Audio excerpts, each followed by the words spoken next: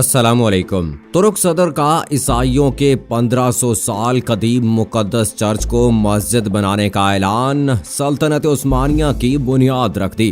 तुर्की के सदर रजब Tayyip Erdogan ने कहा है कि अब वक्त आ गया है कि तुर्की की पहचान हाजिया सूफिया की हैसियत को तब्दील करते हुए उसे मस्जिद बना दिया जाए, जिसे म्यूजियम में तब्दील करना एक बहुत बड़ी गलती थी। रजब तैयब एर्दोगान ने कहा कि अब हाजिया सूफिया एक म्यूजियम नहीं कहलाएगा। उन्होंने मजीद कहा कि उसे अब म्यूजियम की हैसियत से निकाल लिया जाएगा, अब हम इसे एक मस्जिद कहेंगे। तुर्क सदर का कहना था कि अब जो भी हाजिया सूफिया का दौरा करेगा वो दरअसल हाजिया सूफिया मस्जिद का दौरा करेगा। तुर्क सदर के मुताबिक इस्तांबुल में वाक़या बाज़ंतीनी दौर के कलीसा को मस्जिद में तब्दील किया जा सकता है। ये इमारत इस वक्त एक अजायब घर के तौर पर इस्तेमाल की जा रही है। तुर्क सदर का कहना था कि वक्त आ गया है कि तुर्क लोगों की ख्वाहिश पर यह कदम उठाने का वक्त आ गया है। जब उनसे मुसलमानों और ईसाइयों के दरमियान मुमकिना तनाव पर सवाल किया गया तो उन्होंने मकबूजा बैतुल मक़दस में यहूदियों के लिए बनाए गए टेम्पल माउंट का हवाला देते हुए कहा कि वो लोग मुसलसल मस्जिद अक्सा को निशाना बना रहे हैं। उन्होंने मजीद कहा कि जो लोग खामोश रहते हैं वो आया सूफिया मस्जिद पर हमें तजवीज़ देने की जुर्रत नहीं कर सकते। तुर्क सदर रजब तैयब एर्दोगान ने सल्तनत उस्मानिया की इस्तांबुल में वाक़े बाज़ंतीनी दौर के कलीसा को मस्जिद में तब्दील किया जा सकता है। जब मुसलमानों की हुकूमत ने कुस्तुनतुनिया को फतह किया और इस्तांबुल तक पहुँचाए तो उन्होंने इस अजीमुशान इमारत को एक बेहतरीन और खूबसूरत शाही मस्जिद में बदल दिया, और जहाँ पहले बुत परस्ती और शिरक हुआ करता था वहां पर अल्लाहू अकबर की सदाएं गूंजेंगी। सन 1453 में कुस्तुनतुनिया पर बाज़ंतीनी हुक्मरानी खत्म हो गई थी। इसके बाद उस्मानी दौर का आगाज हुआ और सुल्तान मोहम्मद दोइम ने शहर पर कब्जा करने के बाद आया सूफिया को एक मस्जिद में तब्दील कर दिया था। बाद सन 1935 में सेकुलर तुर्की के बानी मुस्तफ़ा कमाल अतातुर्क ने उसे अजायब घर का दर्जा दे दिया था। फिर इसकी तज़ीन व आराइश का काम भी किया गया और बाज़ंतीनी दौर के वो नक्शो निगार भी फिर से बहाल कर दिए गए जिन्हें उस्मानी दौर में छुपा दिया गया था। इस बात का भी खास ख्याल रखा गया कि उस्मानी दौर में इस इमारत में किए गए इजाफे को भी बरकरार रखेंगे। अब सालाना लाखों सियाह यहाँ पर आते हैं। दूसरी जानिब तुर्की आवाम की तरफ से भी इस इमारत को मस्जिद में तब्दील करने के लिए दबाव में इजाफा हुआ है। ऐसे मुतालबात में इजाफा न्यूजीलैंड में 2 मसाजिद पर होने वाले 2 हमलों के बाद सामने आया है। तुर्क सदर ने आया सूफिया में नमाज भी अदा की थी। दरियसना एर्दोगान के इस ऐलान पर तनकीद भी की जा रही है। यूनान के वज़ीर ख़ारजा जॉर्ज कार्ट्रोगालोस का कहना था, गुज़श्ता कई सदियों से ये ईसाइयत का एक अजीम चर्च ही नहीं है बल्कि इसका ताल्लुक इंसानियत से भी है। यूनेस्को का इदारा इसे आलमी विरसा तस्लीम कर चुका है। कुस्तुनतुनिया मौजूदा इस्तांबुल में रहने वाले रूमी शहंशाह जस्टियान ने 532 ईस्वी में एक शानदार कलीसा की तामीर का हुक्म दिया था। वो एक ऐसा चर्च देखना चाहते हैं जैसा कि हजरत आदम अलैहिस्सलाम के दौर के बाद से ना बना हो और ना ही बाद में तामीर किया जा सके। इस हुक्मनामे के 15 बरस बाद ही आया सूफिया की बुनियादी ढांचे का इफ्तिताह अमल में आ गया था।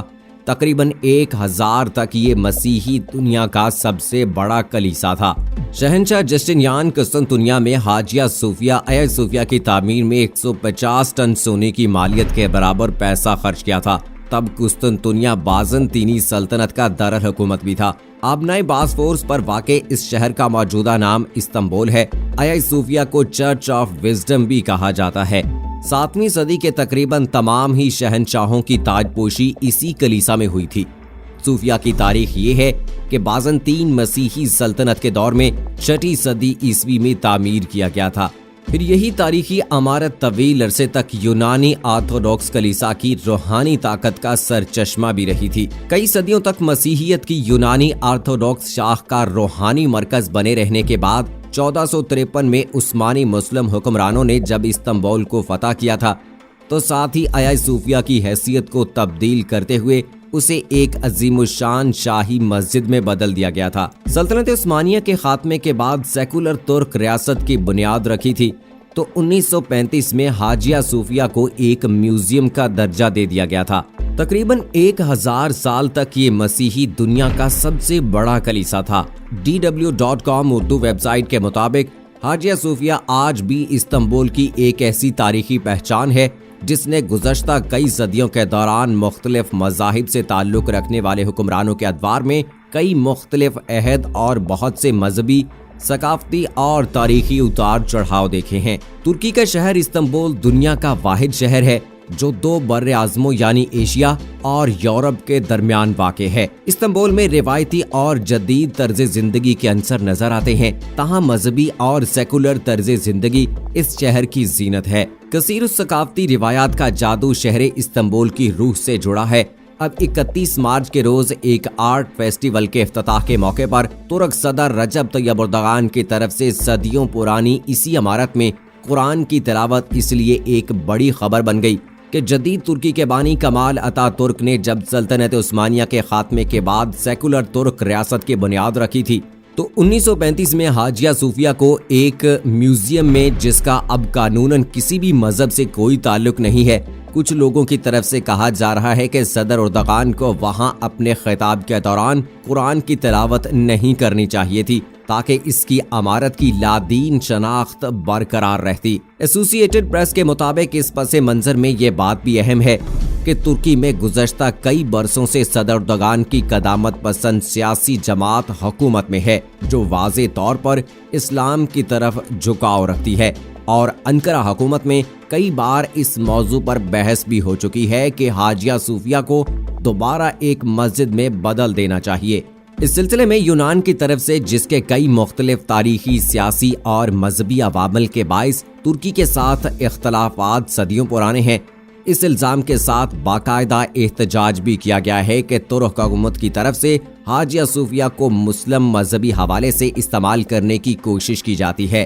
یورپ اور ایشیا کے درمیان تقسیم ترکی کے شہر استنبول میں واقع آیا صوفیہ میں مسلمان اکثر تلاوت قرآن کرتے رہتے ہیں اور باجماعت نماز بھی ادا کرتے رہتے ہیں، تاہم اس وجہ سے اکثر استنبول میں موجود مسلمانوں اور عیسائیوں کے درمیان کشیدگی بڑھ جاتی ہے۔ عیسائیوں کا ماننا ہے کہ مسجد بننے سے پہلے یہ تاریخی مقام پہلے چرچ تھا۔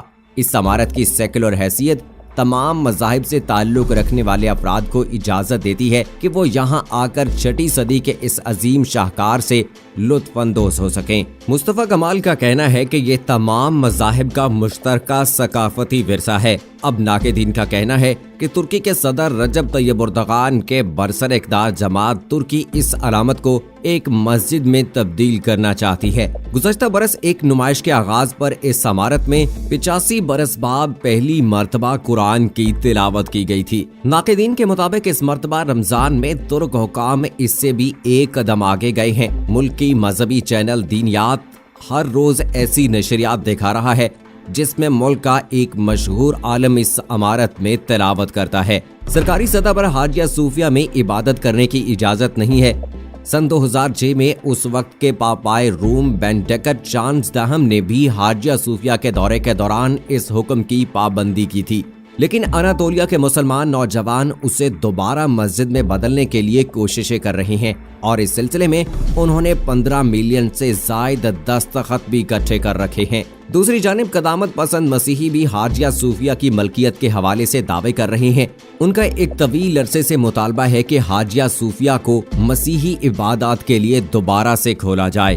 تو دوستو، دیکھنا ہوگا کہ جس طرح سے طیب اردوغان کے حوالے سے کہا جاتا ہے کہ وہ اسلام سے خاص لگاؤ رکھتے ہیں، محبت رکھتے ہیں، دنیا کے کسی بھی کونے میں کسی بھی مسلمان کے ساتھ اگر کوئی ظلم اور زیادتی کی جاتی ہے، خاص طور پر اگر ہم کشمیر کے حوالے سے بات کریں تو باقی تمام ملکوں میں طیب اردوغان ہی ایسے واحد لیڈر ہیں جنہوں نے بھارت کے خلاف آواز بلند کی تھی اور کشمیریوں کے لیے آواز بلند کی تھی، اور عمران خان کا ساتھ دیتے ہوئے عالمی فورم پر کشمیریوں کے لیے آواز اٹھائی تھی۔ لیکن اب جس طرح سے انہوں نے اس مذہبی مقام کو مسجد میں دوبارہ سے تبدیل کرنے کا اعلان کیا ہے، جو کہ آج سے بہت عرصہ پہلے ایک میوزیم میں بدل دیا گیا تھا، اب دوستو دیکھنا ہوگا کہ کیا طیب اردوغان کا یہ فیصلہ سلطنت عثمانیہ کی دوبارہ سے بنیاد رکھ رہا ہے، اور اس حوالے سے باقی تمام امت مسلمہ کا کیا رد عمل آتا ہے، اور خاص طور پر اگر بات کی جائے مسیحی لوگوں کی تو وہ اس حوالے سے اپنا کیا رد عمل دیتے ہیں۔ ان کی تو